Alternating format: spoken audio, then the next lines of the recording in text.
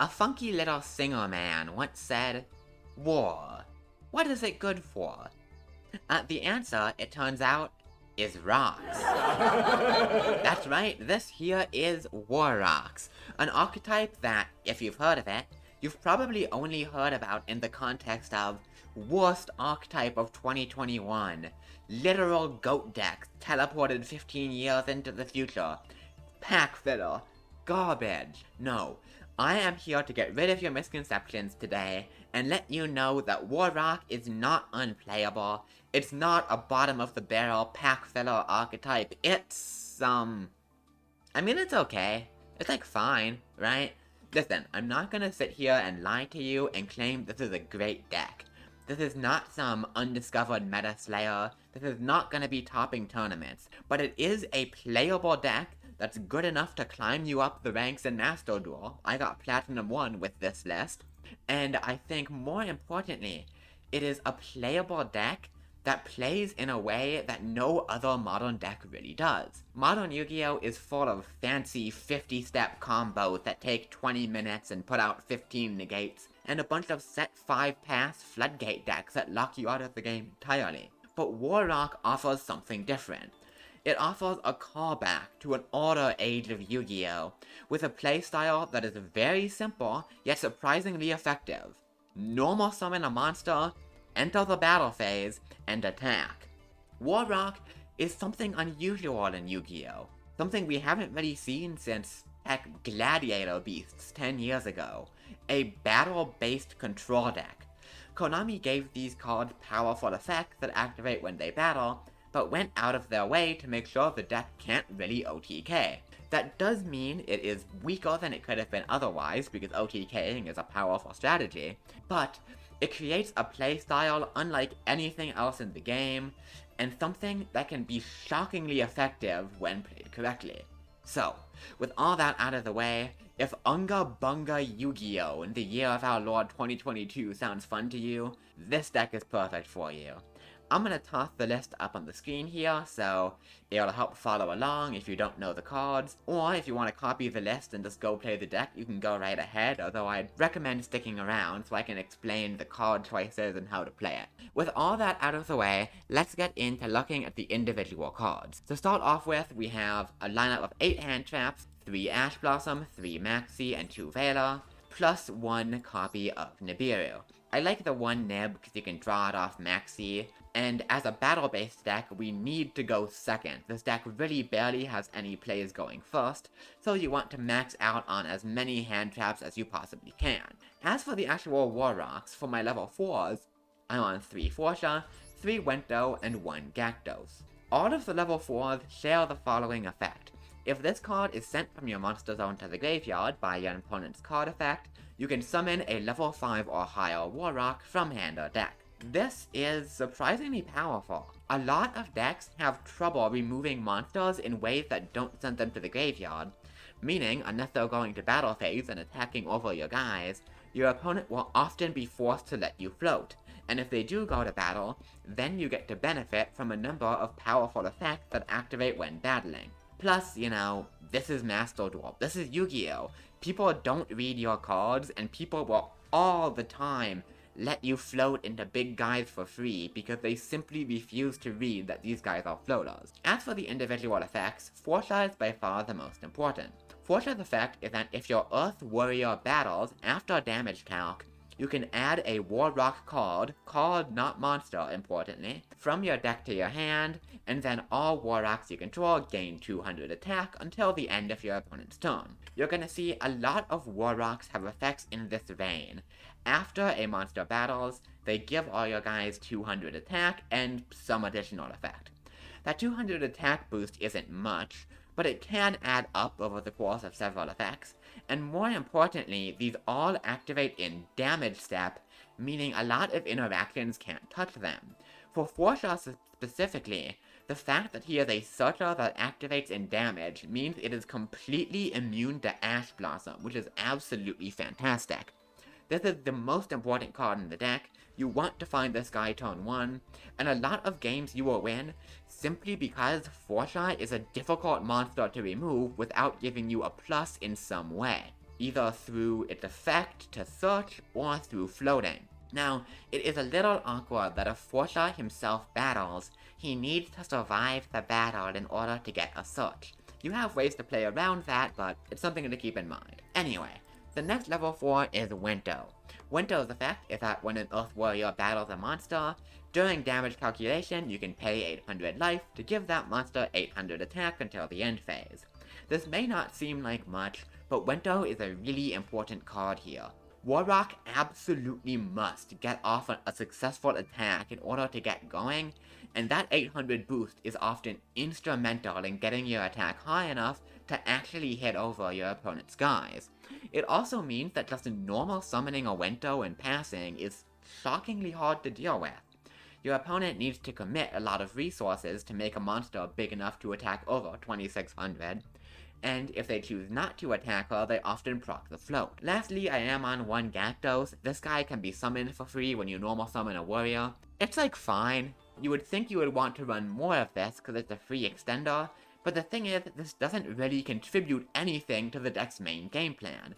You aren't an OTK deck, so getting more bodies on board doesn't do much unless they're going into the extra deck, but you also don't really want to go into the extra deck because some of your cards care about you only controlling warrior monsters, and even if you are going into the extra, you need to commit a lot of resources that you probably want to keep on field so they can float. It's still worth running at 1, I think, because it is searchable, and the ability to make an easy Baguska is sometimes relevant, but don't play more than 1. In terms of high-level Warrocks, I'm on 4 one-ofs, because these are all very searchable in the deck, so you can kind of toolbox into whatever one you need. Marmud can be normal summoned without tributes if you control only warrior monsters or no monsters, and similar to Forza, after a warrior battles, you can pop a spell trap your opponent controls and give all your guys 200 attack. He's nice against back row decks, but useless in a lot of matchups, so only play 1. Skylar is a level 6 that gains 100 attack for each of your opponent's monsters, and during a battle phase in which your Earth Warrior monster battled, you can revive a level 5 or lower warrior from the graveyard and give all your guys 200 attack, but level 5 or lower monsters can't attack directly this turn. Skylar is a weird card. I feel like this card reads better than it actually is. A Monster Reborn effect is obviously quite good, even with the no direct attack downside, but it comes up shockingly little. You almost always want to search other stuff. But when Skylar does come up, she is absolutely game-winning, so I think it is worth playing the 1. Then we have the big boys, the cards I spent real, actual UR crafting points on to make this deck. 1 Meteoragon and 1 Basilios. Meteoragon cannot be destroyed by card effects, can negate the effect of an opponent's monster when battling it, as well as all effects of monsters with that name during this turn, and during a battle phase in which an Earth Warrior battled, you can give all of your Warrocks 200 attack, and it can attack 2 monsters this turn. Meteoragon is quite good. This is probably your best boss monster. The Destruction Protection is the best protection the archetype has, and it does come up. The effect negation ability is worded such that if you attack something that floats, its effect in graveyard will still be negated, which comes up quite a bit. And the double attack is alright. Your opponent kind of needs to have a lot of monsters for it to matter, but it is very, very good at breaking boards or just swinging for a ton of damage. Finally, Basilios is interesting. During a battle phase in which your Earth Warrior battled, you can give your guys 200 attack and let Basilios attack directly this turn. And when it's in hand or graveyard, when your Earth Warrior is destroyed by battle, you can special summon Basilios, but it's banished when it leaves the field. This second effect is very, very good, because your opponent often does not want to destroy your normal summons with card effects to avoid them floating, but having Basilios means you can punish them for destroying them by battle as well. The other effect is less relevant than Meteoragon's. You occasionally get to use Basilios as a gigantic direct attacker to close out games, but honestly, most of the time, the most important part of this card is that it has 2700 attack, which means its own 200 attack buff, plus any other Warrock with a 200 attack effect, puts him up to 3100, and being able to cleanly attack over a 3000 attack monster is something that comes up very, very often. So that's all of the monsters down. Let's move on to the back row. I'm on 1 Rhoda because we are a warrior deck, and 1 terraforming to search 3 copies of War Rock Mountain. Mountain is probably the best card in the deck. I cannot tell you how much your win rate will increase if you find a mountain in the first turn. This card does everything you want. When it's activated, you can add any War Rock monster from deck to hand. At the start of the battle phase, if you control no monsters, or you only control warriors, you can special summon a War Rock from your hand, and if your warrior would be destroyed by battle, you can send Mountain to the graveyard instead. This is everything you could possibly want in a deck like this. It's consistency, it's swarming in a deck that otherwise lacks it, and it's even protection if you're desperate and don't have any other ways to win combat. Mountain is just an absolutely incredible card. Play 3 of it at all times. The one part of this card that is annoying is the fact that you need to control only warriors to get the summon, which is the main thing that cuts you off from really using the extra deck, but that's a small price to pay for a card this good for the deck. Then I'm on some strong going second sweepers, 3 Dark Ruler no more and 2 Lightning Storm. This Lightning Storm really should be at 3, this is one of the best cards in the deck, it's absolutely insane every time I draw it, but I don't have the 3rd. If you do have it, you should put it in, 100%. Dark Ruler no more is my sweeper of choice over Forbidden Droplet, because this deck does sometimes have trouble maintaining enough resources to pay the cost of Droplet. That said, I think there is an argument that it's close, or maybe even Droplet is better, because Droplet, in addition to being a strong going second board clear, is also a combat trick, which is something this deck really needs. You can often have trouble safely attacking into boards of large monsters. Wento's attack boost is nice, but most of the War Rock's effects require you to successfully battle before activating. To enable that, I'm running 2 Moon Mirror Shield and 3 Psychic Fervor, which is a quick play that lets you lose life points equal to the attack of a monster to double its attack during this turn, but it cannot attack directly. This card is very, very funny. It's really good at letting you attack over stuff, and also good at taking advantage of opponents who aren't prepared for you to be playing combat tricks in 2022. A surprising number of decks are either things like True Draco, that play a bunch of floodgates and rely on having more attack than you, or just make a bunch of monster negates and no way to interact with a spell card that makes your guy big enough to attack over their negate guy. Psychic Fervor is maybe not a 3 of, I would probably drop this to 2 to play the 3rd Lightning Storm if I had it, but it is still a fantastic card that does exactly what this deck wants, and sometimes just completely murders your opponent out of nowhere. Moon Mirror Shield is less explosive, and easier to play around because it doesn't come down in damage step, but it is very good at guaranteeing you can deal with whatever monster your opponent has, with whatever monster you have. Finally, for spells, I have 3 Pot of Prosperity, it's a fantastic consistency tool in a deck that doesn't care about the extra, and 2 War Rock Dignity.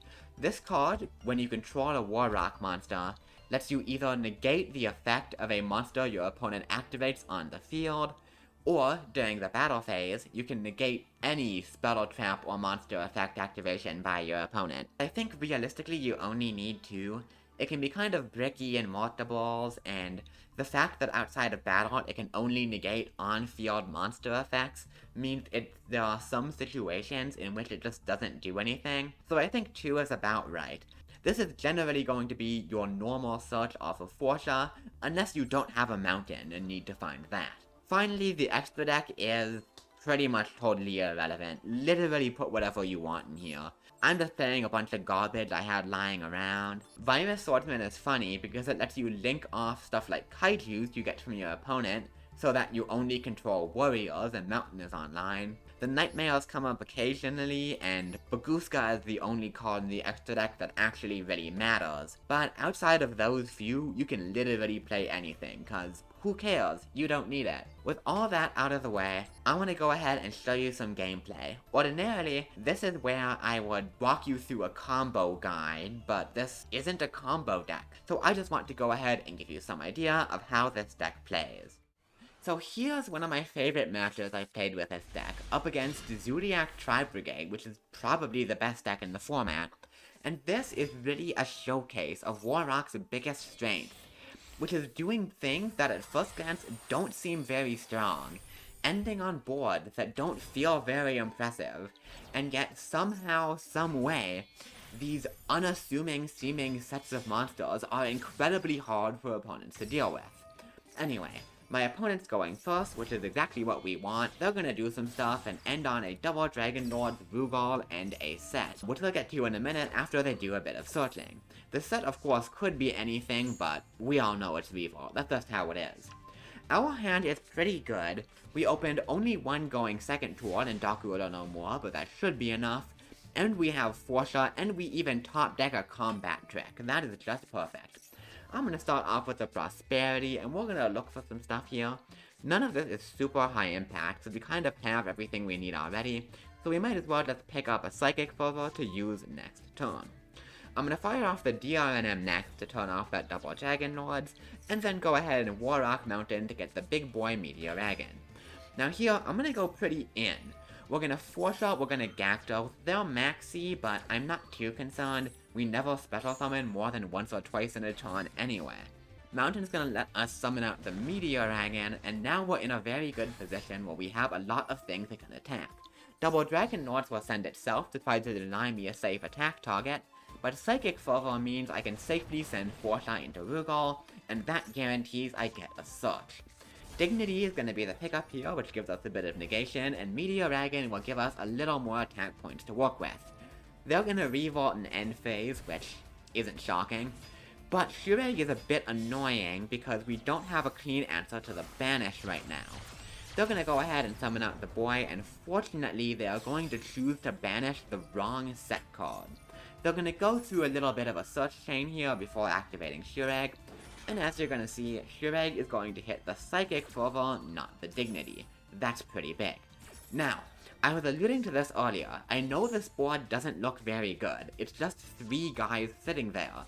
But in Warrock, 3 guys sitting there is incredibly hard for opponents to cleanly clear through.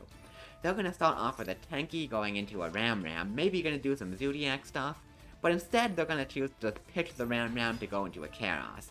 That's gonna trigger Shureg, which forces Dignity, because I can't really afford to have any of these cards banished. But with Shureg negated, they no longer have any non-destruction removal available for my monsters.